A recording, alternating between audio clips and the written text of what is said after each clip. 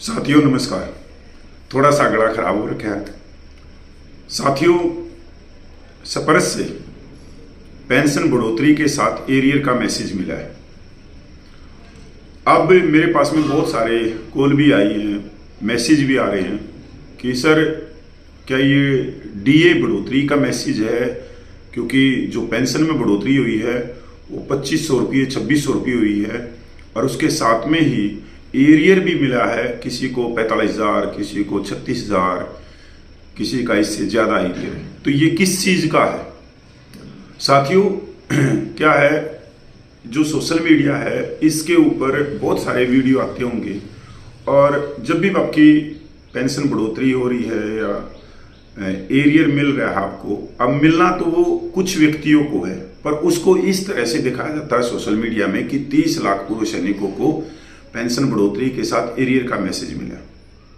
ये एक भ्रम की स्थिति पैदा की जाती है, या आप कह सकते हो कि यहाँ पर जो सोशल मीडिया है उसमें व्यू बढ़ाने के लिए, अपने पैसे कमाने के लिए सबको गुमराह किया जाता है। साथियों 22 मार्च को सपरस का सभी पूर्व सैनिकों के पास में एक मैसेज भेजा गया है कि आपकी जो पेंशन है मार्च की वो 31 तारीख को आपके अकाउंट में आ जाएगी।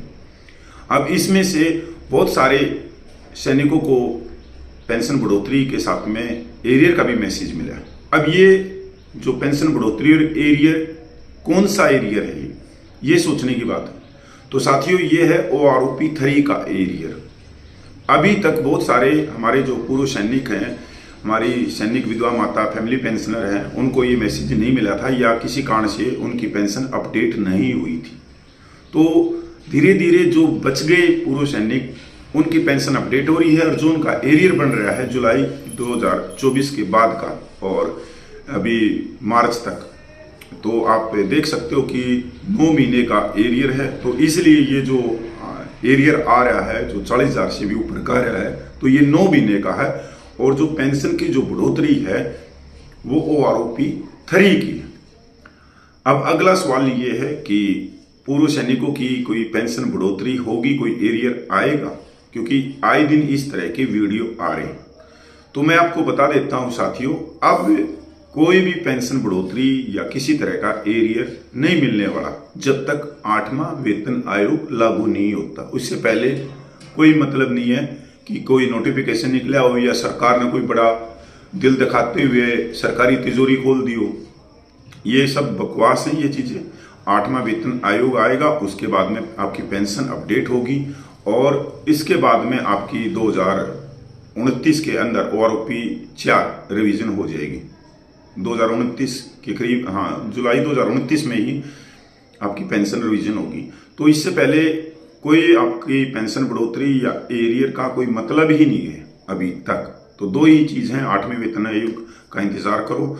और 8वें वेतन आयोग में मैं तो आप लोगों को कहूँगा कि जितने भी संस्थाएं हैं पूर्व सैनिकों की, वो सभी भाई एक प्लेटफॉर्म पे आए और एक संयुक्त मोर्चा बनाया जाए और उसके अंदर एक कमेटी बनाई जाए 41 आदमियों की, 51 आदमियों की, और वो कमेटी ही प्रधान हो और कोई बड़ा शांतिपूर्वक आंदोलन हो, धरना प्रदर्शन हो, जिससे सरकार तक आप लोगों की आवाज़ जाए, मिलिट्री सर्विस पे की, डिसेबिलिटी पेंशन की और इक्वल फिटमेंट फैक्टर की। तो ये तभी संभव हो सकता है। इससे क्या है कि जो आपकी पेंशन बढ़ोतरी है उसमें 2 रुपये का और फायदा हो सकता है, पर इसके लिए आपकी आवाज़ सरकार तक पहुंचनी चाहिए। उसके लिए आप क्या कर सकते हो? अब बहुत सारे पूर्व सैनिक कह रहे कि एक नेता होना चाहिए और उस नेता के नीचे 30 लाख पूर्व सैनिक आना चाहिए। नहीं साथियों, ये बिल्कुल गलत है, नाजायज है। क्योंकि एक नेता कभी भी जाके सरकार की गोद में बैठ सकता है, कभी भी सरकार के साथ मिलीभगत कर सकता है, कभी भी सरकार उसको तोड़ सकती है कोई भी लोभ लालच देके। पर अगर 41 या 51 आदमियों की कमेटी बनती है तो सरकार 41 या 51 आदमियों को किसी तरह से भी नहीं तोड़ सकती। उसमें से 10 तोड़ लेगी, 20 तोड़ लेगी, पर 20 ऐसे भी मिलेंगे जो अपने 30 लाख पूर्व सैनिकों की तरफ जिम्मेवार हैं। उनको देखते हैं कि भाई नहीं, मैं पूर्व सैनिकों ने मेरे को एक अपने लीडर के रूप में स्वीकार किया है और एक लीडर का नैतिक कर्तव्य होता है कि वो उनको अधिकार दिलाए, उनको आत्मसम्मान दिलाए, उनको समानता दिलाए।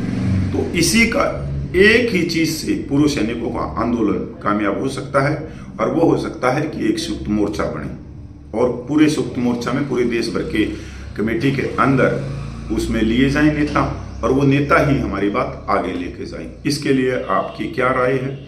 क्योंकि मेरा भी लंबा समय हो गया पूर्व सैनिकों के साथ में आंदोलन में रहते हुए 11-12 साल, और मैंने बहुत नज़दीक से देखा है।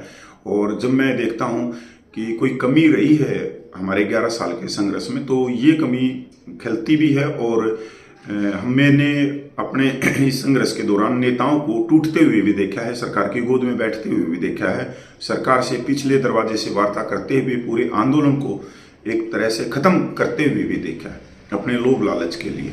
तो ये कमी हमारी रही है।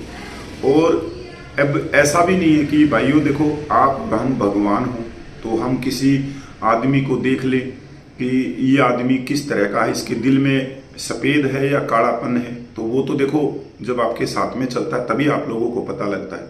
और संघर्ष से ही शिक्षा मिलती है। पहले अगर हमारे को ये सारी चीज़ें पता हो तो नहीं भी टूटे, पर ऐसा नहीं हो सकता, संघर्ष ही सिखाता है। क्योंकि यार मतलब जो हमारी जिंदगी का है, एक पड़ाव तो हमने देश की सेवा में काट दिया, फिर हम सिविल में आए हैं, और सिविल को समझना बड़ा ही चुनौती है। क्योंकि जिस समय हम सिविल को समझ सकते हैं उस समय तो हमने बॉर्डरों पे निकाल दिया। तो हम जब आए 35-36 साल के, तो हमारी एक तरह से जो ट्यून है वो भी चेंज हो जाती है। मतलब बहुत सारी चीज़ें चेंज होती चली जाती, तो सिविल को इतनी आसानी से नहीं समझ सकते। तो मैं आप लोगों से रिक्वेस्ट करता हूँ कि अगर आपको इक्वल मिलिट्री सर्विस पे, डिसेबिलिटी पेंशन, प्रीमेच्योर रिटायरमेंट को OROP और जितनी भी विसंगतियां हैं, चाहे वो फिटमेन फैक्टर एक समान मिले, तो ये तभी संभव हो सकता है जब आपकी आवाज़ सरकार तक जाए और आप अपनी आवाज़ सरकार तक पहुँचाएं। जय हिंद, वंदे मातरम। मैं पूर्व सैनिक कपिल फौजी।